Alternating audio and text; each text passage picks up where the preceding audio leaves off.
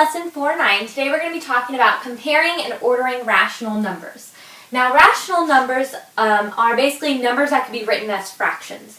So it's numbers like decimals that can be written in fraction form, like we talked about, going back and forth between fractions and decimal. It could be whole numbers because whole numbers can be written over 1. And so those could be fractions as well. And also repeating decimals and stuff like that can all be written as fractions. A common denominator, this is something that we're going to need to be able to compare rational numbers, fractions and things like that. We'll need to have common denominators. Now, a common denominator is a common multiple of the denominators of 2 or more fractions. So basically, when we're talking about a multiple, we're talking about how you count by, like if we started at 2, the multiples of 2 are 2, 4, 6, 8, 10. So it's like counting by 2s or counting by 10s or counting by 5s. Those are all multiples when you're doing your multiplication tables and things like that. The least common denominator, just like the common denominator, is just the smallest number that they have in common. So of 2 or more numbers, when you list their multiples, what numbers do they have in common? The smallest one that they both have in common is the least common denominator. So an example of this would be if you were looking at 1/4 and 3/8 and you wanted to be able to compare them, you would have to take your denominators, put them over here, and list the multiples to find the smallest one that they go into. So if you were listing the multiples of 4, you'd have 4, 8, 12, 16. And if you were listing the multiples of 8, you'd have 8, 16, 24, 32. And you would see that in this short list of multiples that we have both an 8 in common and a 16 in common. And then, so if you're looking for the least common denominator, you would look for 8 because that's the smallest one they both have in common. And then you would go ahead and change the denominators to be 8, and then you'll be able to compare them better. Alright, let's go ahead and do some examples with comparing these. Alright, let's go ahead and look at example number 1. For these two fractions, we have 5/6 and 7/9, and we're supposed to compare these two fractions. Now, how can you compare fractions when the denominators are different? Because if you think about it, you have one whole and it's cut into 6 pieces. And this is one whole cut into 9 pieces. So even though there's more pieces, the pieces are smaller. So it's hard to compare to see if 5/6 is better than 7/9. So in order to do that, we need to go ahead and cut them into equal pieces. So that means that both denominators need to be the same. So now, off the top of my head, I know that 6 times 3 gives me 18, and 9 times 2 gives me 18. So I'm going to go ahead and change these fractions so that the denominators are equal. So I'm going to multiply both of these sides by 3, because 5 times 3 will give you 15, and then 6 times 3 will give you 18, and we want to get that 18 in the denominator. Then I'm going to go ahead and multiply by 2 over here, so I can get the 9 equal to 18 as well. So 7 times 2 is going to give you 14, and then 9 times 2 is going to give you 18. So now I see that both of our wholes are cut up into the same amount of pieces. So we know that each piece is equal. So that means that 15 is bigger than 14, obviously. So 15/18 is bigger than 14/18. Alright? Let's go ahead and look at number 2. We have 1/5 and we have 7/50. So obviously if one whole is cut out to 50 little pieces, obviously this one's going to be really hard to compare with this one. So we're going to go ahead and change the denominators. And the cool thing is that this one is really easy because we see 50 and we see 5. And we know that 5 times 10 will give you 50. So all I have to do to this fraction is multiply by 10, both the numerator and the denominator. So 1 times 10 is going to give you 10. 5 times 10 is going to give you 50. And then we have 10 over 50 and we have 7 over 50. So 10 over 50 is going to be greater.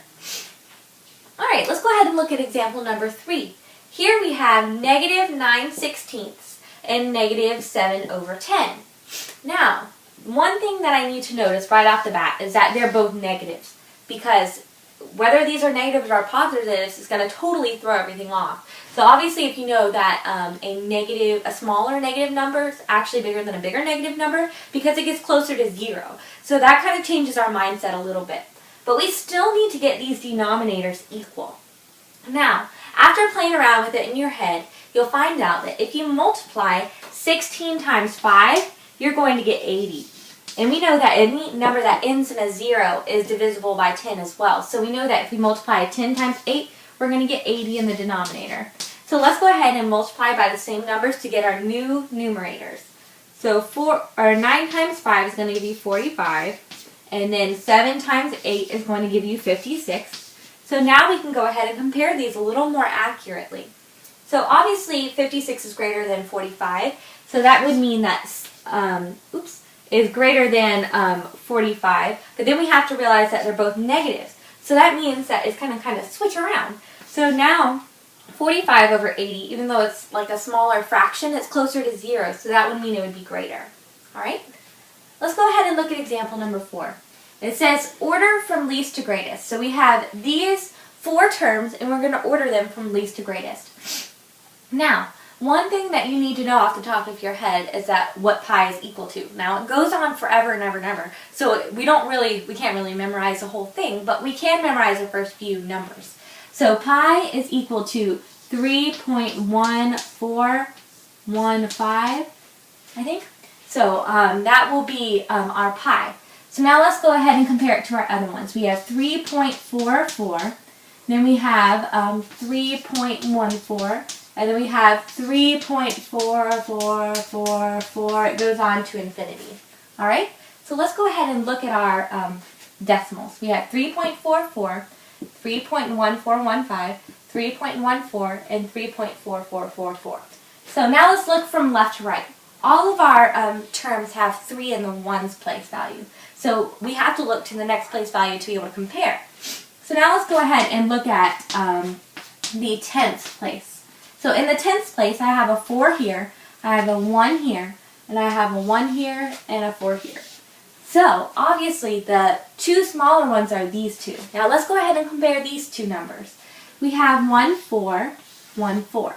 Now after this 3.14, it just goes zeros on forever. So this one would be bigger than this one because they have no more terms after the 3.14. But this one goes on forever.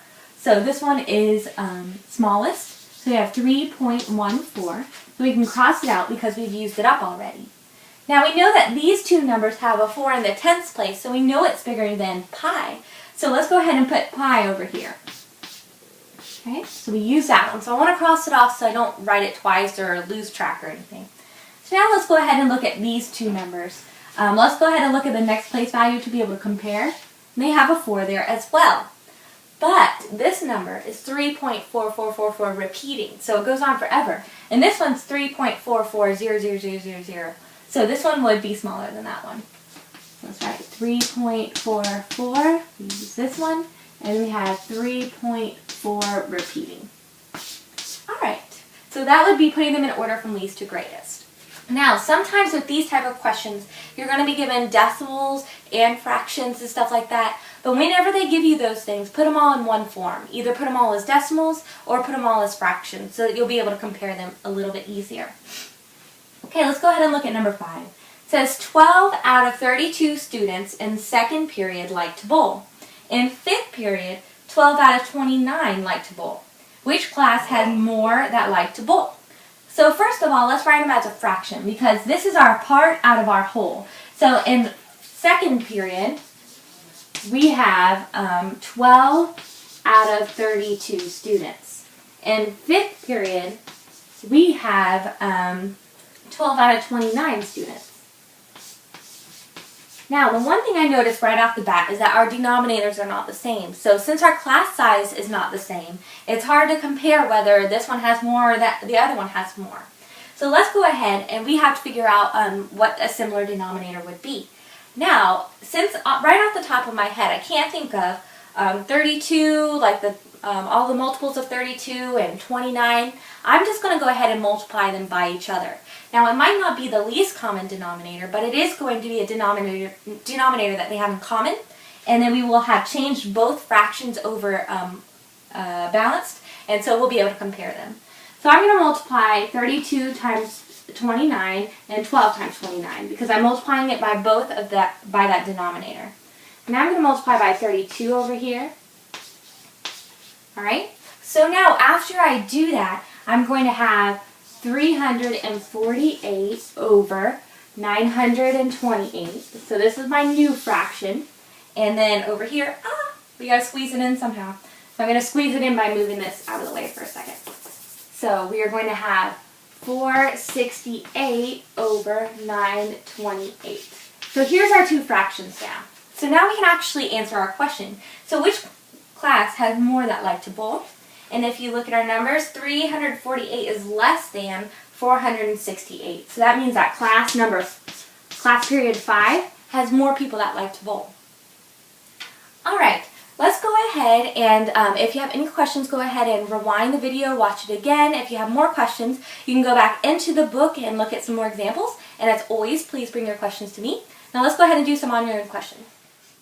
Alright, you have 3 questions to do for me. The first 2, you just need to go ahead and compare them and write whether they're greater than, less than, or equal to. This last problem, let's go ahead and read it together. It says, on her first quiz in social studies, Marjorie answered 23 out of 25 questions correctly. On her second quiz, she answered 27 out of 30 correctly. Which was the higher score? So all you have to write is whether the first score or the second score was better. Alright, good luck. We'll see what you get tomorrow.